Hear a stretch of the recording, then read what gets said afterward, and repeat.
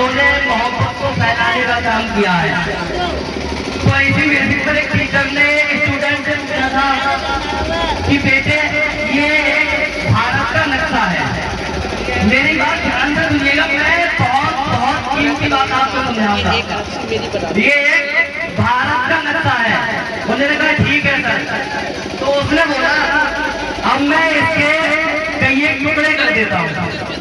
लेकिन अब मैं उसके कई एक टुकड़े कर देता हूँ। कई एक टुकड़े कर दिया, उसके बाद बोला बेटे तुम जोड़ के दिखाओ। उसने कहा सर ये तो नहीं हो पाएगा। उसने कहा फिर भी तुम जोड़ के दिखाओ। उसने कहा ठीक है सर। तो उसने धीरे धीरे दिमाग लगाया और नक्शे को यानी भारत के नक्शे को जोड़ने की कोशिश की। भारत के नक्शे को उसने जोड़ दिया।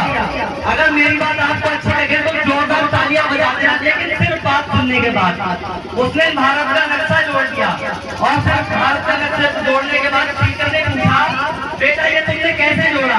तो उसने पूछा मैंने भारत का नक्शा नहीं जोड़ा, मैंने भारत के दूसरी तरफ एक इंसान खड़ा हुआ तो उस इंसान का नक्शा जोड़ा तो भारत अपने आप जोड़ता चला गया। भारत अपने आप जोड़ता चला गया। तो ऐसे ही तो मैं कहता हूँ अगर हम और आप चाहेंगे तो एक दूसरे में मोहब्बत पैदा होने में चंद मिनट नहीं लगेंगे।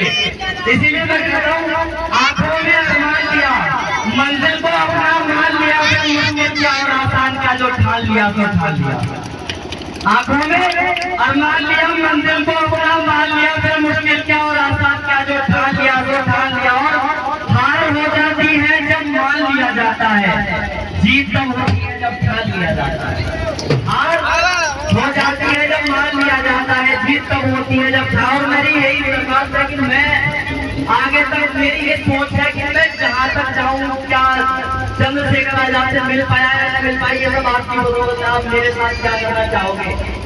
लेकिन मेरा ये उसूल है कि मैं आगे चलकर एक ऐसा आदमी बनूं जो भारत के नक्शे को न जोड़ पाया लेकिन एक इंसान को जोड़, भारत के नक्शे को ना भी जोड़ पाया तो एक इंसान को जोड़। इसी की खातिर अगर कुछ पंक्तियां हो जाए